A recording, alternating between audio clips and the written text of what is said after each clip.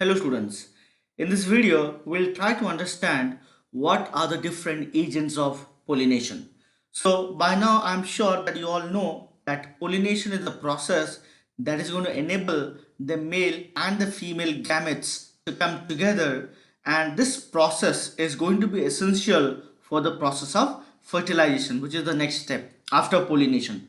So there are different agents. Now, first thing, why are the agents of pollination required, right? So the answer to that is both the male as well as the female gametes, when we talk about the plants, are non-motile. They cannot move.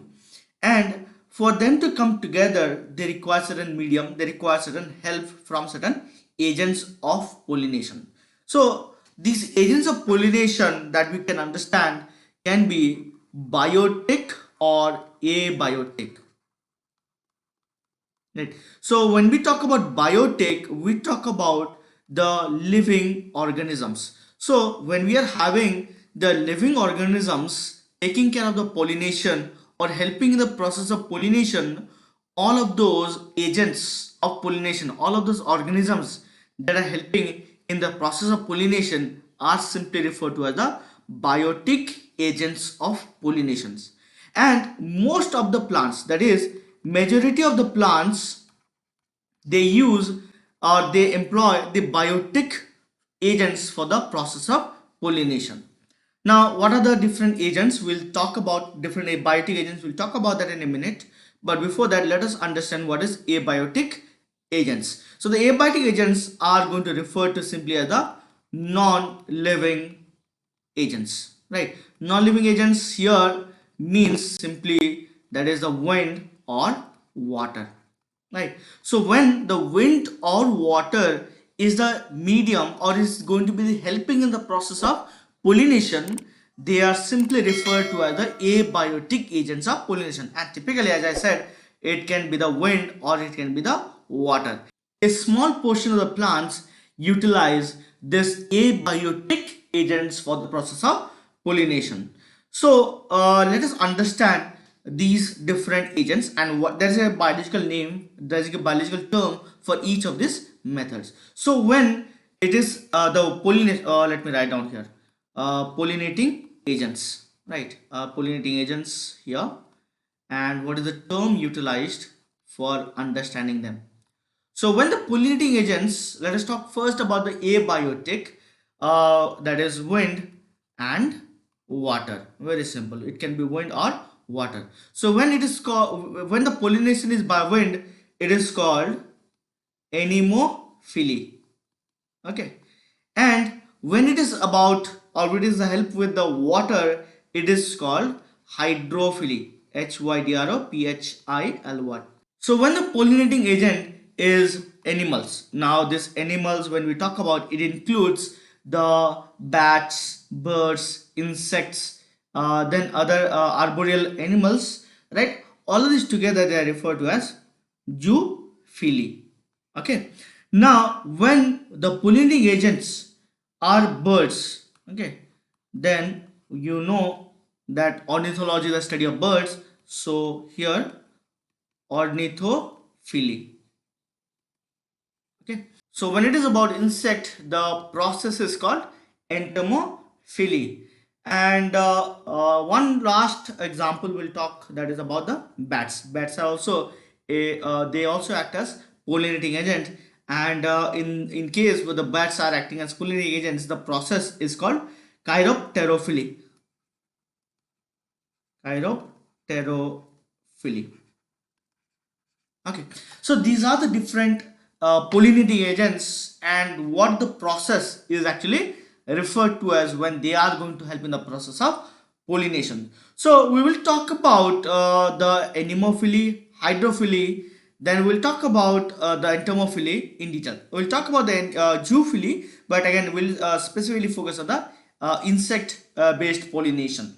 So let us start with the first one, that is the wind pollination. As we said, wind pollination is referred to as anemophily. Again, here many students confuse as to entomophily and anemophily. I know the term anemophily slightly refers to animals, so many students think that anemophily refers to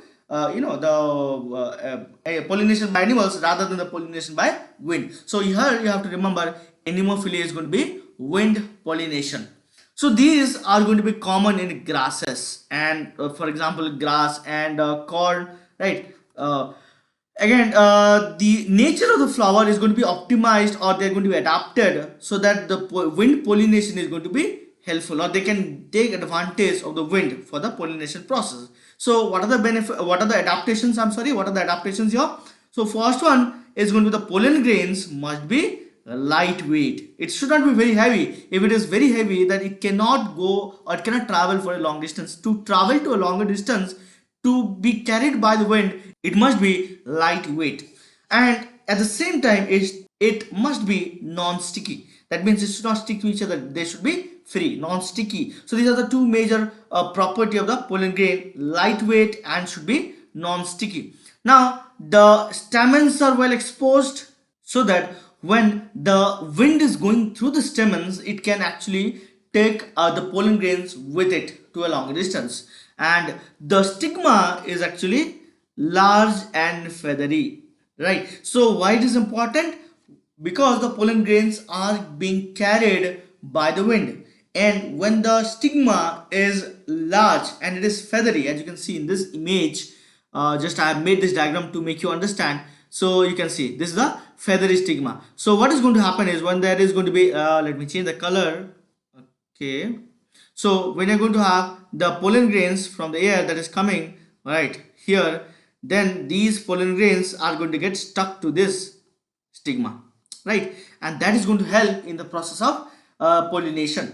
So there is going to be the presence of large feathery stigma. Again, is a unique feature of the plants that are pollinated by wind. And if the inflorescence, if we are talking about inflorescence, they're consisting of large number of flowers or numerous flowers. Typically, they are small, numerous flowers.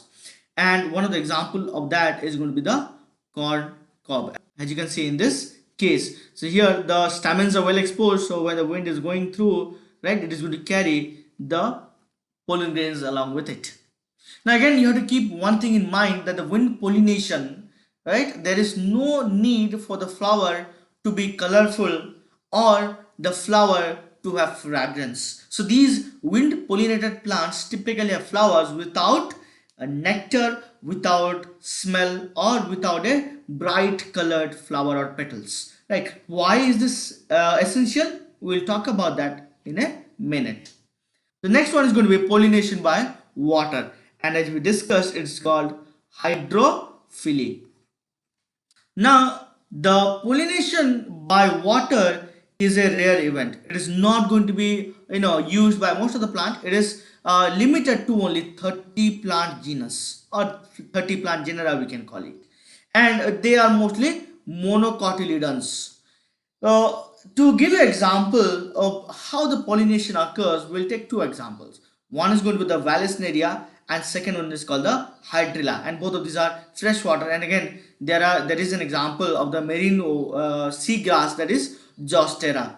Now, what are the properties? Because the plants are going to be underground, because the plants are going to take help of the water for pollination, there must be certain mechanism that is going to again allow them to help in this entire process of pollination, right? There must be certain adaptation in this case. Again, remember that if something living tissue is living inside or staying inside the water, there's a very good chance that they might get degraded. So again, they need a mechanism by which the pollen grains are going to be protected. So here the property of the pollen grains in water pollinated plant species is going to be the presence of protective mucilaginous covering that is going to prevent them from wetting. Now the aquatic plants like the water hyacinth, or it is referred to as Iconia crassipus, and the water lily, right, they follow pollination by insects or wind.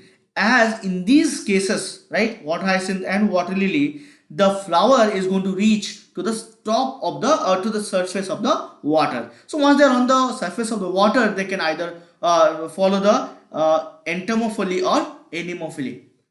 So here, as I was talking about, here the flowers again are not very colorful, and of course they do not produce any kind of nectar. Again, why this is important, we'll talk about something called floral rewards when we talk about pollination by insects. So this is what you have to understand with pollination by wind and pollination by water. So let us talk about pollination in case of Vallisneria and the Zostera or the marine seagrass, how it is going to happen. So on this particular page, you see the plant here. This plant can be an example of the Vallis neria, right? So it is again aquatic plant, and you are going to have both. There is going to be a, in this case, is the female plant, and there is going to be a separate male plant. Okay, so the male plant is going to produce. Okay, let me make that here. So the male plant is going to produce the male flower. This is the female plant, and this is going to produce the female flower, as you can see here. Now once the female flower is going to be produced by the female plant, it is going to go and reach to the surface of the water. Once the female flower is in the surface of the water, then the male flower that is going to be released by the male plant, right? Once the male flower releases the pollen grain, and these pollen grains of the male flower actually reaches the female flower with the help of passive water current. And here you can see this is going to be the stigma, right? And the stigma, this particular area right here, so this stigma is going to receive the male flower. As you can see, this is the male flower, and through passive water current they're simply going to reach to the center or to the stigma, and once they reach the stigma, they are going to bring about the pollination. Now what happens in the sea grasses, like we are talking about Zostera, right? Here similar with slight difference. What is it? Here the female flower remains submerged in the water, right? In the previous case, in case of Vallisneria, what happens? The female flower reaches the surface of the water, but in case of the sea grasses, in this particular group of the plants, the female flower remains submerged in the water, and the pollen grains here, they are going to be long and ribbon shaped, and they're going to be again released inside the water, and these long ribbon shaped pollen grains reach the stigma again, which is going to stay inside the water, they're going to reach this particular female flower by passive water current, and they're going to bring about the pollination. So that is what you have to understand with the pollination with Vallisneria and seagrasses. So the only difference is in Vallisneria, the female flower reaches the surface of the water, and the male flower or the pollen grain is going to reach to that female flower with the help of passive water current. In case of seagrasses, the female flower and the male flower both remain submerged in the water, and again they're going to use the passive water current to bring about the pollination. Now let us talk about the pollination by biotic agents. As we are talking about, we can use the term zoophily for the entire pollination by animals. And here, if I talk about this, an example of Entomophily, right? Why? Because here you can see that an insect, a bee, is actually bringing about pollination. Now pollinating agents here includes the bees, butterflies, flies, beetles, wasps, ants, moths, and birds, and also the bats, as we talked about. And among these animals, the insects, and particularly that the bee, okay, they are very important, and they are going to be the majority of the biotic pollinating agents. So other organisms are also going to be involved. For example, the lemurs, which are nothing but the primates, and the arboreal or the tree dwelling animals, the rodents, and even some of the reptiles like the gecko lizards and the garden lizards. They are also going to bring about the pollination. So all of these organisms, all of these animals together, when they are bringing about pollination, we refer that to the zoophily. Now what is adaptation in this particular case when we are talking about adaptation or pollination by biotic agents? So here the first thing is going to be large conspicuous flower, and the flowers are going to be colorful. They're going to have bright colored petals, as you can see in this case. Now why are these? Because the bright colored, colorful, large petals or large flowers will attract the insects or the animals to come towards them. Now they are also going to release fragrant, and they're going to be rich in the nectar. Again, the nectar is going to help the insects to get back something when they're going to pollinate. and also the fragrance is going to attract the insects or the animals. Now the pollen grains in this case are sticky, right? It's a very important concept. Why? Because in this case, when the insects or animals are coming towards the flower, if the pollen grains are sticky, they will stick to the body of these animals. And when the same animal or the same insect goes back and feed or interact with another flower, then they're going to bring about pollination. So in some case, when the flowers are small, many of the flowers are going to be clustered into an inflorescence again, so that the inflorescence together looks large and conspicuous, and the animals are attracted towards the flower due to the foul odor, or we are talking about the fragrance that are released by the flower. So the flowers are large, colorful, they are going to release the fragrant, or they are going to be producing the nectars. The pollen grains are sticky. In case of small flowers, they are going to produce a clustered inflorescence. Now the floral rewards, we're talking about the nectars, right? So nectar is going to act as a floral rewards. So pollens and nectars are going to be floral reward. Why are these important?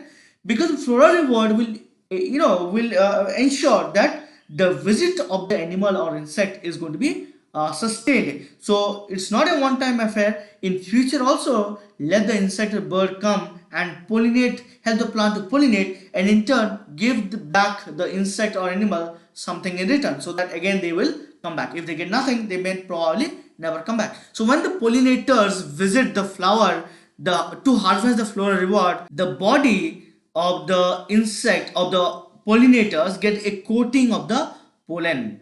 So this is what we are talking about. And when these animals come in contact with the stigma of another flower, it is going to bring about pollination. Same flower or another flower, it is going to bring about pollination. Right? A simple process, but it is very efficient. It is very essential for the pollination to continue. Now, the floral rewards need not always be the pollens or the nectar, but sometimes it can be a safe place to lay egg, right? So sometimes what happens, as in case of Anemophily, which is going to tallest flower, as you can see in this case, it's quite big. So in this case, and even another plant, that is yucca plant, okay, and a moth species, this is a yucca flower, and you can see these are the moth. So in these cases, in these two cases, we are taking example. What happens, the floral reward is not pollen or nectar. It is a safe place for the insects, for the moth to lay the eggs. And here it is typically a mutualistic interaction, right? What do you mean mutualistic interaction? Mutualistic interaction means here both of these organisms, both of the interacting organisms, that is the plant and the moth species, are benefiting from each other, and they always co-evolve, right? Now I'll tell you why it is important. Now because in this case, in case of plants and this moth species, yucca plant and moth species, each of them are essential for each other. That is, they cannot complete their life cycle without each other. If one is absent, then the other cannot continue the life cycle. And what happens here, the moth species comes and it is going to deposit the egg in the locules of the ovary. What do you mean locules? Locules are the ovarian chambers. Inside the ovary there are different locules, number of locules depending on the plant species, and inside that the eggs are going to be deposited. And when the flower actually when the moths are getting into the flower gets pollinated because of this event, because of this moths depositing the egg. Now what is the benefit to the moth? The moths larvae, when they come out, as the seeds start producing, they feed on some of the seeds. Some of the seeds are get eaten by the larvae, and once the seed will start producing, the larva come out. So here both the moth species is getting benefited, it is getting a place to actually lay down the eggs, and also the development, safe place for the larva to develop and also get nourishment. The moth species is actually helping the plant in another way to actually get pollinated. So both of them are actually benefiting from each other, and that is why it is called the mutualistic interaction. Now why did I use the word co-evolve or co-evolution? Now remember, as I said, they are going to be essential for completing their life cycle. Now if by chance one is absent, then they cannot continue. So imagine for a minute that one of these interacting species, yucca plant or the moth species, they are going to evolve, right? Let's imagine that the yucca plant devises a method where it is not allowing the moth species to get in to lay their eggs. So in that case, what might happen is the yucca plant may not get pollinated by any other species because there's a close interaction, and because of that the yucca plant might get extinct. Similarly, the moth species is now not getting a safe place to lay the eggs, and that's why they might also become extinct. So here, to continue helping each other, to continue having the mutualistic interaction, here both the plant and the moth species always evolve in a similar fashion. They always evolve together, they always go for co-evolution. So this is what you have to understand, my dear students, when we talk about the agents of pollination, both the biotic and abiotic, and you have to specifically understand the process of pollination by wind, anemophily, process of pollination by water, hydrophily, and the process of pollination by insects, that is the entomophily. I hope you are all clear with these concepts. Thank you all for watching this video.